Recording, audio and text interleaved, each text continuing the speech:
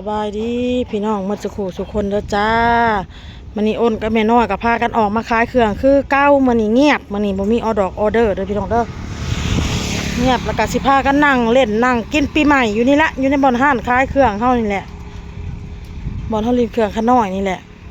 มากับลูกชายกกข่อยเด้อพี่น้องเด้อมากับน้องบอนพี่น้องเอ้ยไม่เท่าน้อยก็ยังง่วงไม่เท่าน้อยเนาะไปน้ำพ่อนะเขาหายไปน้ำพ่อเพิ่นบ่อยากให้เพิ่นบ่อยากอันเอาลูกไปแล้ว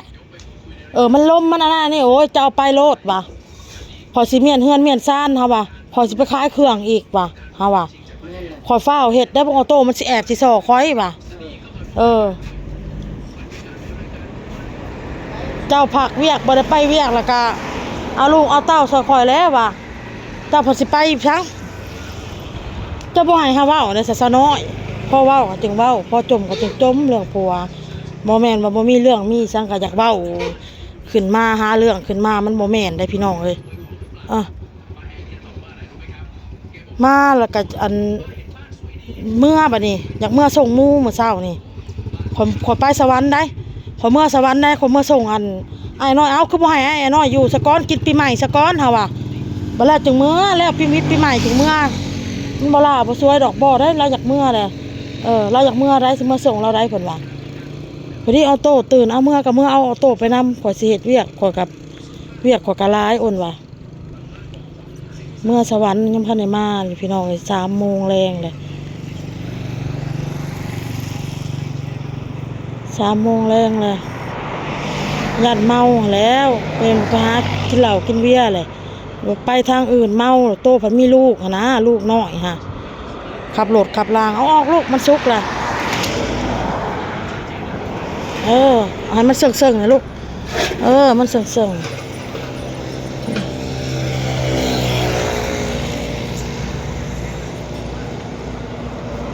ได้แล้วตัวนี้มาขายได้เท่าไรก็เอามานี่พี่น้องเลยปิ้งห่อนๆก็เป็นตะแซ่บได้พี่น้องลูกชิ้นกันเลยเนาะปิ้งห่อนๆก็สิได้แล้วย่างขึ้นลูกย่างขึ้นปิ้งห่อนๆคันว่าลูกค้ามาซื้อเพิ่นอยากอยากให้เฮาอุ่นให้เฮาก็อุ่นให้พี่น้องเลยไข่ลูกแม่น้อยพี่น้องขายคือเก้าเราก็ได้มีน้ำเป๊ปซี่เลยพี่น้องเด้อน้ำอารมณ์เพิ่นเอามาใส่อีกลูกเอามาเอามาใส่หน่อยไว้แล้วก็มีจามน้ำแน่เด้อพี่น้องเด้อจามหัวจอกหัวใจน้ำแน่แต่ว่าอ้นย่างลูกชิ้นก่อนย่างใหม่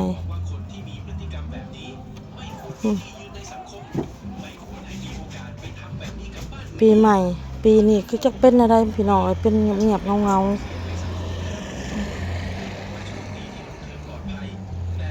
ไปเราจึงย่างก็ได้ลูกมันเต็มเลยได้เนี่ยมาใส่นี่ก็ได้2 ลูกเหรอเอาใส่เกิบมาใส่เกิบไหมลูกบอลอาบน้ำเด้อพี่น้องเด้อน้องบอลไงอ้นหายอาบน้ำอาบในแล้วลูกชิ้นมันเหลือ2 ลูกน้องบอลเนี่ยเป็นสีย่างกินพี่น้อง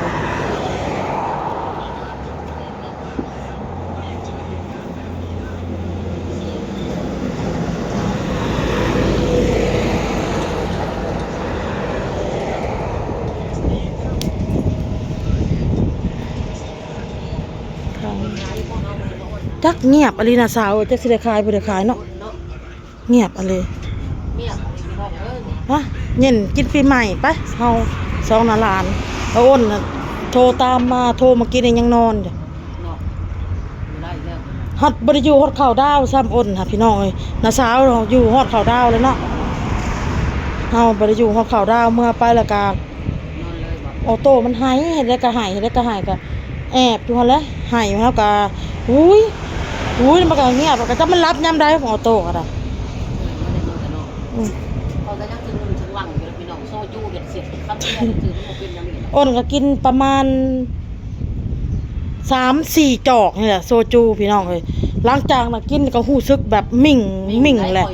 เอ้าบ่เอาแล้วเด้อยาแล้วเด้อข่อยสิเอาเบียร์เอาว่ะก็เลยกินเบียร์เอาเมื่อคืนนี่มีแต่ว่าอ้นกับสาวน้อยแล้วสิเพิ่นเอาโซจู บ่ให้เฮียหรือเกี่ยวมิดหนึ่ง อ้นน่ะหยอดหนึงก็บ่ให้เหียเลย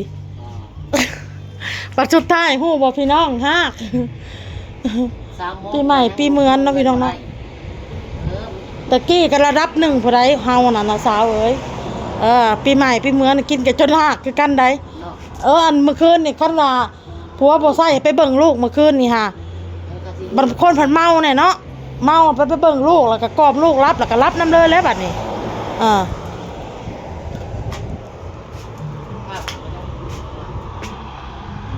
บรรยากาศเป็นเงียบๆเงาๆครับแต่ว่า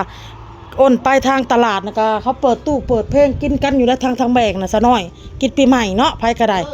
เมื่อคืนเขาก็กินฉลองส่งท้ายปีเก่าต้อนรับปีใหม่ปีนี้เขาก็ฉลองกินปีใหม่เอาโศกเอาไส้เอาเฮงเฮาก็เอาโศกเอาเฮงคือกันเฮาก็เนาะพากันกินอยู่นี่แหละอย่าเอาตู้ออกมาก็มาเปิดนี่ เลยเขาซื้อเลขกันเนาะ เจ้ากับพอดีแหละให้มันไปตกไปในปีเก่าเลย จะลอยเขาจะบ่ม่วนมื้อนี้กัน พี่น้องอ้นก็ใจเย็นลงแล้วพี่น้องตกใจเมื่อกี้นี่ก็ได้ตกใจน้ำลูกน้ำผัว บ่ตกใจได้เนาะโอน แม่น ยอดเลยไปบ่ตกใจก่อนจะสิใจไว้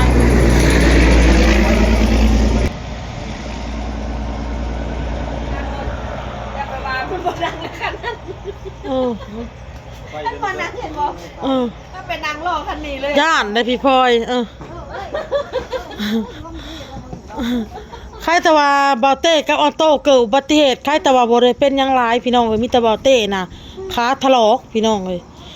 โอ้ยอ้นน่ะตกใจเจ๊ขาวโทรมาหาอ้นบัดเนี่ยหัวโทรศัพท์อ้นมันใช้ Wi-Fi ได้ออกจาก Wi-Fi มันบ่เห็นแม่นบ่โทรหาบ่ได้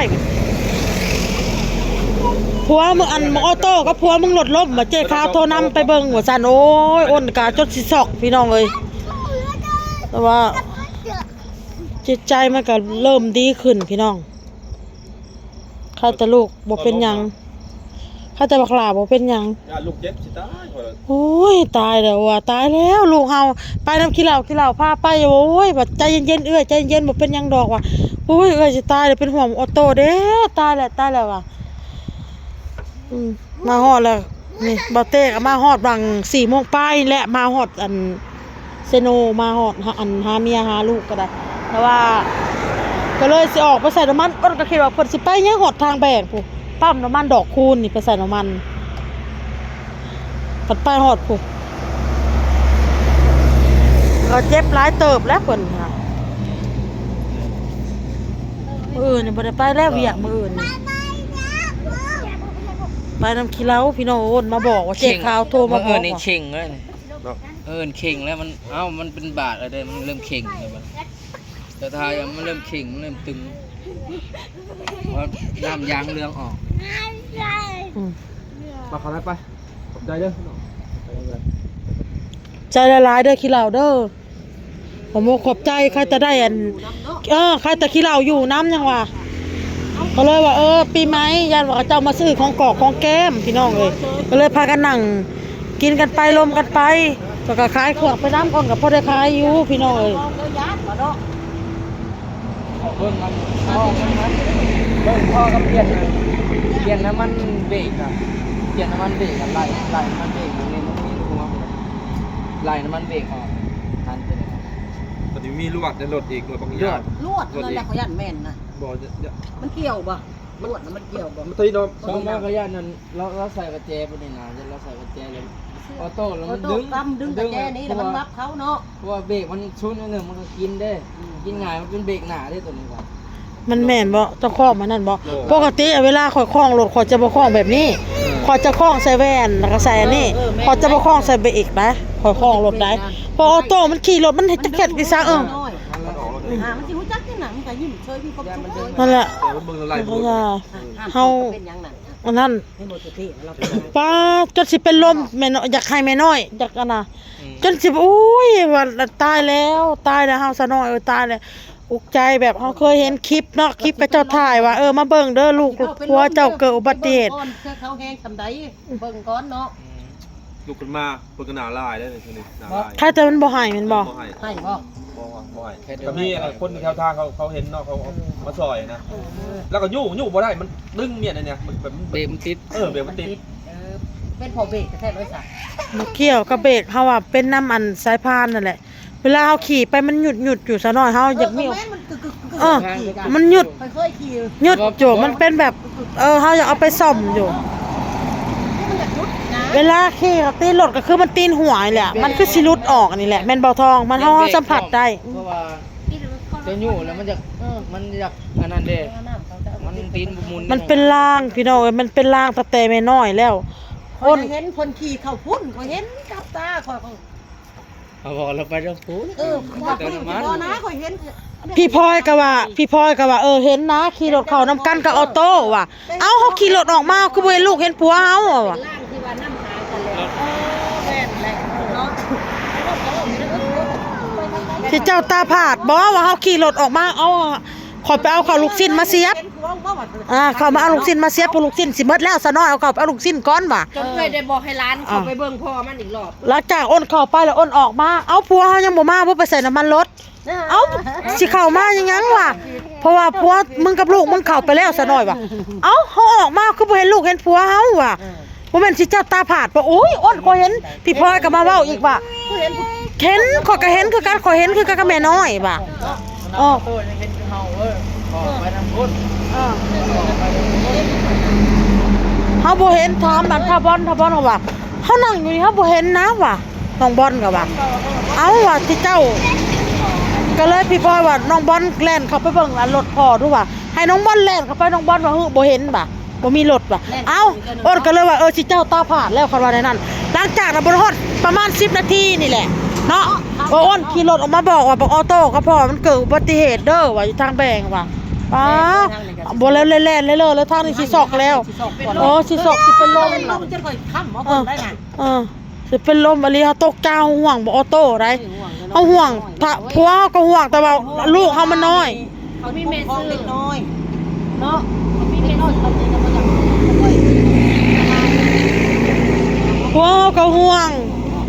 แต่เฮามาคิดออโต้มันยังน้อยบัดนี้ ใช้ยังคือให้มันขึ้นน้ำกว่ายังว่าย่านได้ นั่นแหละ ขนาดไปเมาเลย มาสอบในอ้นเอ้ย ย่าแล้วเฮาย่าแล้วซะเนาะบัด ไป นี้ กับยา ได้สร้างมันบ่ตายมันให้เนาะ นี่นแหละ สร้างก็มันให้รถมันให้รถมันห้องแล้วไปได้อย่าไปนำนี่แน่ๆรับตลอดยาเอาไปแล้วก็เอาไปแม่ว่าคนว่ายานะ ยาได้ก็ไปขนาดน้ำก่อยยังโทรศัพท์ โอ้ยเฮาออโต้เป็นลายเป็นหน่อยกูก็บ่ฮู้อ้วนว่าไปเบิ่งนํกันว่ะ ลูกไว้ เขานอนลงเลยนะลงเลยกับกึ๊บบัดนึงก็ลงเลยเลยแกนอน ออโต้ก็นอนลงเลย นอนเลยนอนในรถเลยนอนนี่เลย ดิแต่ว่าอันพอแห้งหลายเนาะคันลูกไว้เนาะ ยังดีพอขับลูก คันคืออีท้องมันสิค้ำอยู่เพราะยังพุ่งคนละทางเลยน่ะ พากันนอนเลยคนนอนใส่กัน นี่ ก่อ แต่ น อันนั้นรถคันอื่นเขาบ่มาเนาะ มันบ่ได้เจ็บบ่แข้งขามันซะ โอ้ยเขามีเมสเซจ เจ็บกับคนอื่น นั่นแหละวิทย์เกาะวิทย์เข็นแล้วเอาหับโซกหับไส้แบบนี้เนาะซะหน่อยเนาะ ตกไปซะสิ แล้ว ยัง เนาะทำแบบยานะ เก็บห่านเก็บอันนั้นก่อนแล้วบัดนี้พี่น้องเอ้ยบัดนี้อ้นก็ได้พาลูกพาเต้าเมื่อแล้วบัดนี้พอแล้วเครื่องคล้ายค่ะพอสำนี่แล้ว